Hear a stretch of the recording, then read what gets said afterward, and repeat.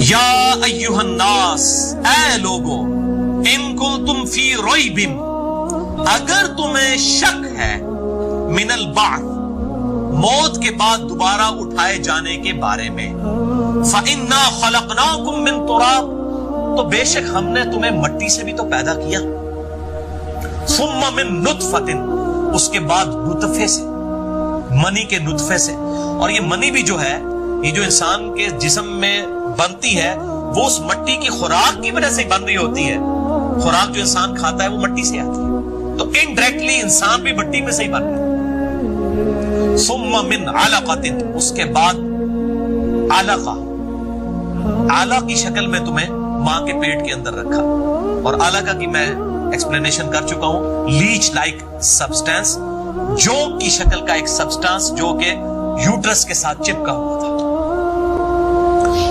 ثم من مضغۃ، اس کے بعد بوٹی کی شکل بنا دی، اور بوٹی بھی چبائی ہوئی بوٹی، ایگزیکٹ یہ شکل ہے، اگر بوٹی چبا کے پھینکی جائے نا، اس پہ جس طریقے سے دانتوں کا امپریشن بنا ہوتا ہے نا، اس شکل کا ہوتا ہے بچہ جبکہ ایمبریونک سٹیج پہ ہوتا ہے۔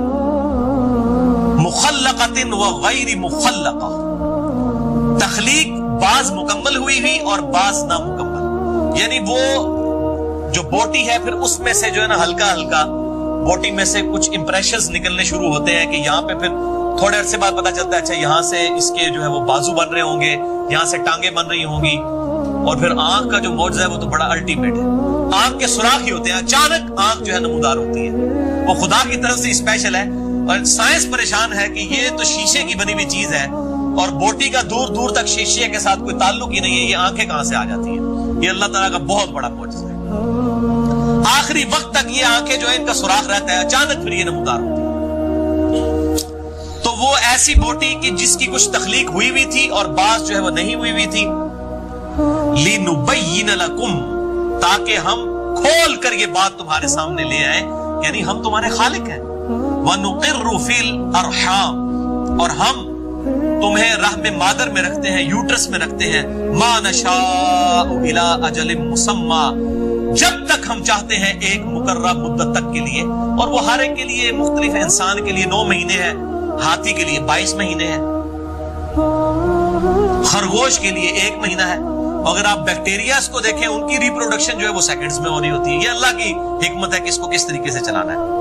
ثم نخرجکم طفلا، اس کے بعد ہم تمہیں نکالتے ہیں بچہ بنا کر، ثم لتبلغوا اشدکم، اور اس کے بعد ہم تمہیں جوانی کی حد تک پہنچا دیتے ہیں، ومنکم من یتوفا، اور بعض تم میں سے ایسے ہیں جو پہلے ہی فوت ہو جاتے ہیں، یعنی جوانی تک بھی نہیں پہنچتے، ومنکم من یرد الی ارذل العمر، اور تم میں سے بعض ایسے ہیں جو رذیل عمر، نکمی عمر، بڑھاپے کی عمر تک لوٹائے جاتے ہیں، یعنی آپ سمجھ لیں ابو 80-90،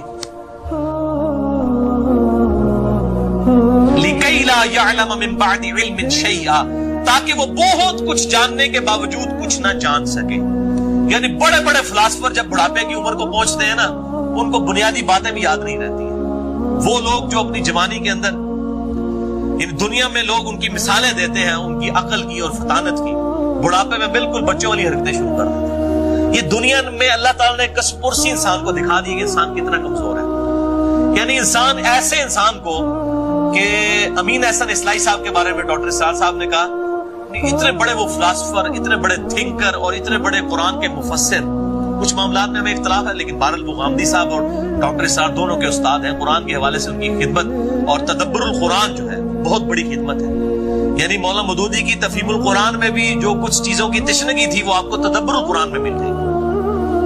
ڈاکٹر اسرار صاحب کہتے ہیں میں جب ان کو آخری وقت میں ملنے کے لیے گیا تو ان کی حالت بالکل یہی ہو چکی ہوئی تھی، اور میں حیران ہوا کہ یہ شخص جس کے پائے کا کوئی تھنکر نہیں تھا، کوئی مفسر نہیں تھا، جب میں اسے پڑھا کرتا تھا، اور اب بالکل یہ بچوں والی حرکتیں، جب اس شخص کو انسان دیکھتا ہے نا اس حالت میں، پھر انسان کو یقین آتا ہے کہ انسان کی کوئی اوقات نہیں ہے۔ وَتَرَى الْأَرْضَ هَامِدَةً، اور تم دیکھتے ہو کہ زمین بالکل خشک ہوتی ہے، فَإِذَا أَنزَلْنَا عَلَيْهَا الْمَاءَ، اور جب ہم اس کے اوپر پانی نازل کرتے ہیں، اهْتَزَّتْ، تو تر و تازہ ہو جاتی ہے، وربت، اور پھولتی ہے، وَأَنبَتَتْ اور اگاتی ہے من کل زوج بہیج رونق افروز ہر قسم کی جوڑوں کی شکل میں زمین سے چیزیں اگانا شروع کر دیتی ہے. یعنی یہ جس طریقے سے اللہ تعالیٰ نے زمین سے ان پودوں کو اگایا ہے اسی طریقے سے اللہ تعالیٰ نے ایمبریو کو ماں کے پیٹ کے اندر جو ہے وہ پورا بچہ بنایا. یہ وہ لائف سائیکل. ذَلِكَ بِأَنَّ اللَّهَ هُوَ الْحَقِّ یہ اس لیے کہ بے شک اللہ جو ہے وہ حق ہے. وَأَنَّهُ يُحْيِي الْمَوْتَى اور یہ اس لیے کہ بے شک اللہ تعالیٰ مردوں کو زندہ کرے گا. وَأَنَّهُ عَلَىٰ كُلِّ شَيْءٍ قَدِيرٌ اور یہ کہ اللہ تعالیٰ ہر چیز پر قادر ہے.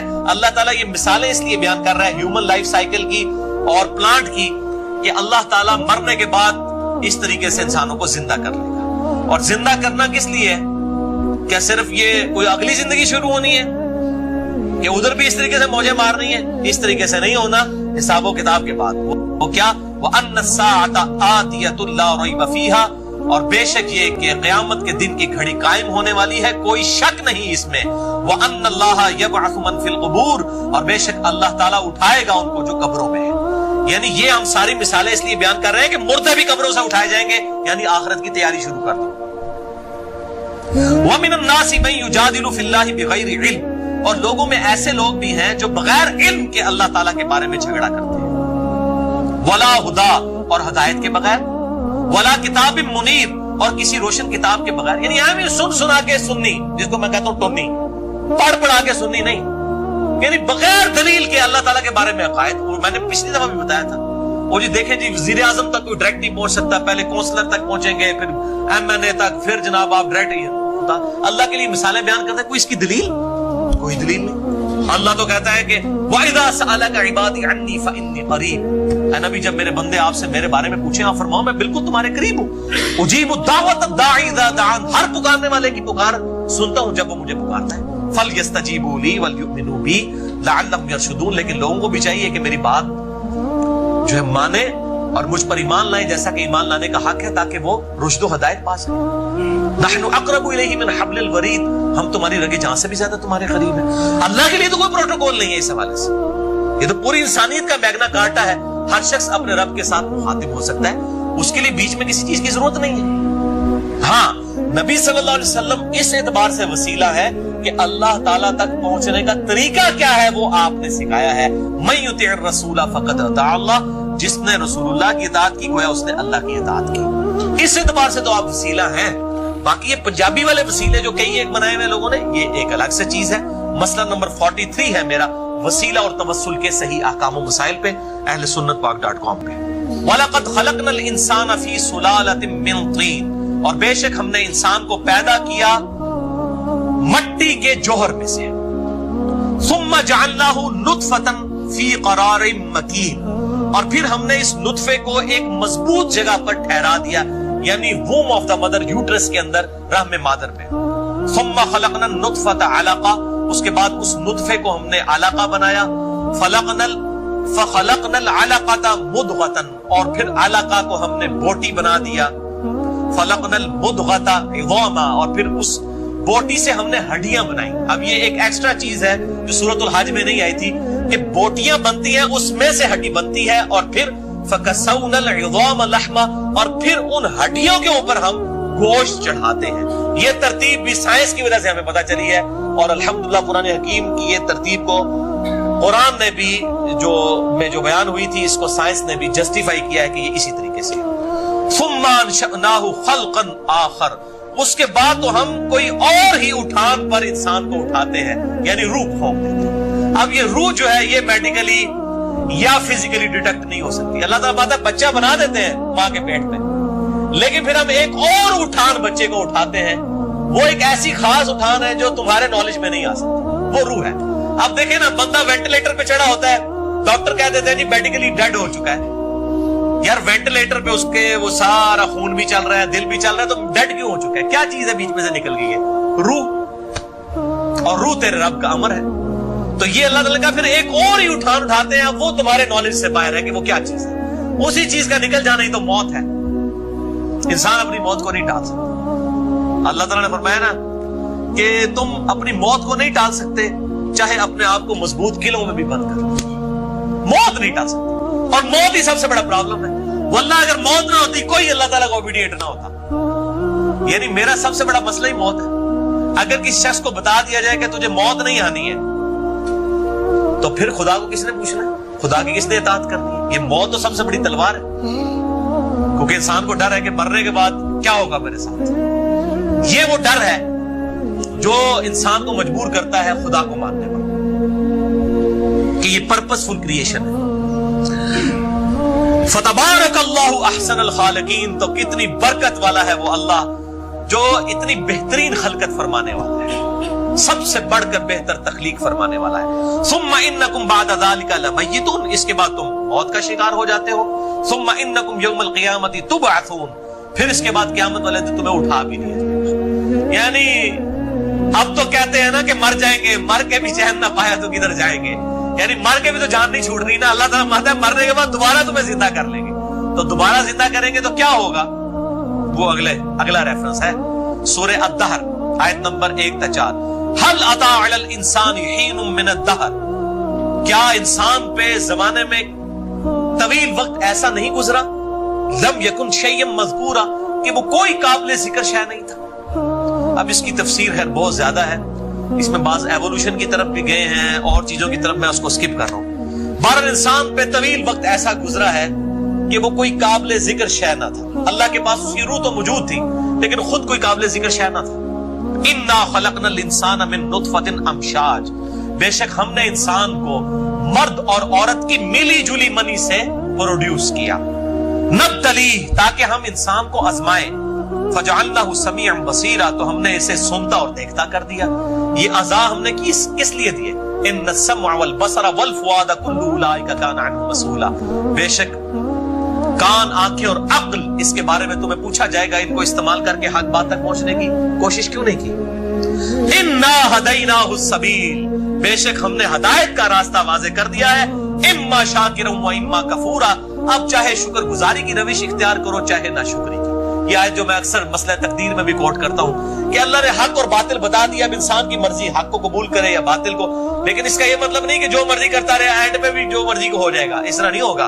वो साथ ही बात आ गई, इन्ना अअतदना लिल काफिरीन सलासिला, बेशक हमने इनकार करने वालों के लिए, ये काफिर पंजाबी वाला नहीं अरबी वाला, चाहे अमल से इनकार किया, चाहे अकीदे से इनकार किया, चाहे खुदा को मानने से इनकार किया, चाहे खुदा की मानने से इनकार किया, उसके लिए सलासिला, उसके लिए हमने जंजीरें बनाई हैं। वो अगलाला, और तौक, व सईरा, और दोज़ख की आग। वलियाउज़ु बिल्लाहि ताला। तो मेरे भाइयों, इंसान अल्लाह ताला की सबसे सीरियस क्रिएशन है, ये मकसद के लिए पैदा हुई है। अफहसिबतुम अन्नमा खलकनाकुम अबथा, क्या तुमने गुमान किया कि हमने तुम्हें वैसे ही पैदा कर दिया? व अन्नकुम इलैना ला तुरजऊन, और तुम्हें मरकर हमारी तरफ नहीं लौटना। मेरे भाइयों, मौत बहुत बड़ी धमकी है, ये इंसान को मजबूर करती है।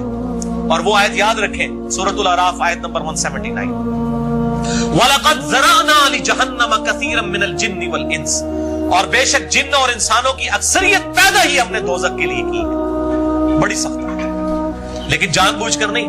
हमने इनको आंखें दी थी, ये देखते नहीं, कान दिए थे, सुनते नहीं, अकल दी थी, इस्तेमाल नहीं करते, दिल को इस्तेमाल नहीं करते। उलाइका कल अनआम बल हुम अदल, ये चौपायों की मानंद है बल्कि उनसे भी गए गुजरे हैं, जो इन इंस्ट्रूमेंट्स को इस्तेमाल करके खुदा तक नहीं पहुंचते। अल्लाह ने किसी पर जुल्म नहीं किया, अल्लाह ताला ने अकाउंटेबल ठहरा लिया है हर शख्स को ये तमाम चीजें देकर। तो इंसान बड़ी सीरियस क्रिएशन है। मैं अक्सर कहता हूं कि हम खुदा को सीरियस नहीं लेते, लेकिन अल्लाह ने सबसे ज्यादा सीरियस जिसे लिया है वो इंसान है। यानी अल्लाह ने पैगंबर भेजे, किताबें भेजी, फिर हमारी जिबिलत के अंदर हक और बातिल की तमीज रखती। आज भी हॉलीवुड की फिल्म के एंड पे ना सच की जी दिखाई जाती है, झूठ की जो है वो शिकस्त दिखाई जाती है। यानी हमारी इंस्टिंक्ट में मौजूद है कि सच बोलना अच्छा, झूठ बोलना बुरा है। नबी की तालीमात के बगैर हर इंसान को पता है कि धोखा देना बुरा और खैर ख्वाही करना अच्छा है। इस ह्यूमन इंस्टिंक्ट की वजह से अल्लाह ताला की बारगाह में इंसान अकाउंटेबल है। तो अल्लाह ताला ने इंसान को बड़ा सीरियस लिया है। इंसान भी अल्लाह ताला को सीरियस ले ले तब बच सकता है। बाकी अब वो जो इशू है वो बड़ा सख्त है कि अल्लाह ताला ने हमें इतनी बड़ी तकलीफ और मुसीबत में डाला, यानी मुझसे पूछे बगैर मुझे पैदा कर दिया। इसका जवाब फिर कुरान में अल्लाह ताला ने बिल्कुल सीधा सीधा जवाब दिया है, सूरतुल अंबिया नंबर 23, لا یسأل عما یفعل وہم یسألون. اللہ کو کوئی پوچھ نہیں سکتا کہ اس نے یہ کام کیوں کیا، اور جو وہ کرتے ہیں اللہ تعالیٰ ان سے پوچھنے والے ہیں. بہرحال یہ مسئلہ تقدیر بڑا گمبھیر مسئلہ ہے، اور میں نے اللہ تعالیٰ کے فضل و کرم سے بڑی محنت کے ساتھ قرآن حکیم سے 50 کراس ریفرنسز لے کر 200 آیات کی روشنی میں مسئلہ تقدیر ریکارڈ کروا دیا ہے. 6.5 گھنٹے کے اندر میرے 4 لیکچرز ہیں. مسئلہ نمبر 103، 104A، 104B اور C، مسئلہ تقدیر اور انسان کی پیدائش کا مقصد کیا ہے، قرآن حکیم کی آیات کی روشنی میں.